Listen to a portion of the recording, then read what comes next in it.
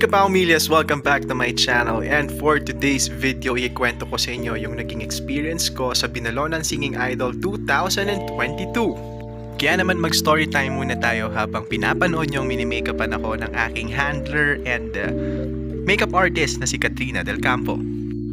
Actually, last month pa ako sinabihan para dito sa Binalonan Singing Idol na to. Kaya lang, sinabi ko, i-check ko muna yung schedule ko kung pasok ba siya, kung off ko ba siya sa ospital. Kasi syempre, medyo busy naman tayo, diba? Dahil nagtatrabaho po ako as a nurse sa mga hindi po nakakaalam sa Pusurubio Community Hospital. At ayun na nga, nung na-confirm ko na off ko na, nag-yes na ako agad na mag-audition ako para sa singing contest na to. At nung na-confirm ko na nga na tuloy nang sasama ako dito sa singing contest na to, syempre, namilita ako ng mga isusuot ko, tinry kung anong klaseng look para dun sa singing contest, kung anong klaseng, kung ano yung mag-fit para dun sa personality, sa kakantahin, sa damit, lahat, syempre, chinek ko yon. Alam nyo ba guys, ang nakakatawang experience dito sa pagsali ko sa contest na to, mas nauna ko pang inasikaso yung isusuot ko kesa dun sa kakantahin ko. As in, sobrang ilang araw lang yung practice ko, ilang araw lang yung rehearsal ko para dun sa dalawang kanta na pinagpipilian ko na ipanlalaban ko or ipang-audition ko. Hanggang sa naisip ko na yung Just Once na pala yung gagamitin kong kanta para dun sa performance night nung November 6. Alam nyo ba, nung gabi ng Pusurubio Got Talent Grand Finals nung 2020, nilalagnat, inuubo at sinisupon ako nun. Kaya lang, nilaban ko talaga kasi gusto ko talagang makapag-perform. Sabi ko, bahala na, basta maitawid ko to, basta makakanta ako ng maayos. Kahit hindi ako manalo. At ayun, hindi nga ako nanalo. Pero at least alam ko naman sa sarili ko na nag-perform ako ng maayos at nakanta ko yung gusto kong kanta. Ganoon naman talaga yung dasal ko parate.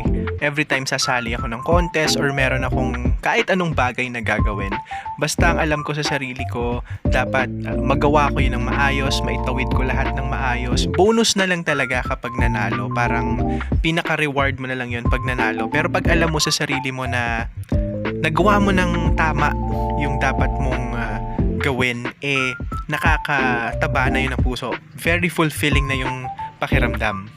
Masaya kasi sa pakiramdam talaga kapag nakapag-perform ka ng tama, tapos nakikita mo yung audience mo, nung umingiti sila, pumapalakpak, humihiyaw, ibig sabihin na appreciate nila yung kanta, yung performance, naiintindihan nila, na itatawid mo yung mensahe nung kanta na pinaperform mo. Kaya naman kahapon nung makita ko talagang nakangiti yung judges, tapos medyo okay naman yung respond ng audience, nung simula pa lang ng pagkanta ko, talagang itinodo ko na, ginalingan ko na talaga, itinaas ko na lang itinaas. Pero alam nyo ba guys, alam nyo Paulaholics and Kapamilyas, kahapon, ito kikwento ko na rin. Bago kami makarating dun sa venue ng Binalonan Singing Idol, nag-tricycle lang kami kasi nga natatakot din naman akong magmotor papunta. Kaya naman nag-commute kami. So nag-arkila kami ng tricycle. 150 pesos yung binayad namin. Tapos paglampas pa lang namin ng tulay dun sa may Binalonan, medyo nag-wiggle yung sinasakyan naming tricycle, tapos nag-stop sa gitna ng kalsada. Meron palang bus sa likod namin. Siyempre nasa highway kami, diba? Kaya medyo mabilis yung patakbo. Kaya naman talagang kinabahan ako doon. Sabi ko, lagot, katapusan ko na yata. Pero buti naman, safe naman po kami. Safe naman kaming nakarating doon sa venue. Aside dun sa kaba na nararamdaman ko para dun sa contest, syempre kinabahan din naman talaga ako dun sa nangyari, diba? Dahil dun sa nung nakasakay kami dun sa tricycle. Pero thank God, okay naman kami. At ayun na nga, dumiretso na ako dito sa may white tent kasi dito naman nila sinabi pwede kaming magbihis dito, pwede kaming mag-makeup. Dito na talaga kami nag-prepare. Tapos yan, minakapan na ako agad.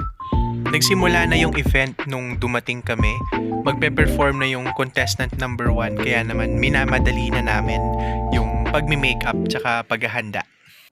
Tapos habang mini-makeupan ako, syempre naririnig ko na yung contestant number 1. Sabi ko, ang galing naman, ang ganda ng boses. Paano pa ako mapipili niyan sa top 25 kung ganyan yung mga makakalaban ko? Kasi sobrang gagaling talaga nila guys. Kung mapapansin pala ninyo, medyo tinakpan ko lang po yung suot ko kasi nga kulay white yung damit na prepare ko para dito sa event na to. Tapos puti rin pala yung ipapatong ko para hindi malagyan ng makeup yung damit ko. Sobrang bilis lang talaga ako minikapan.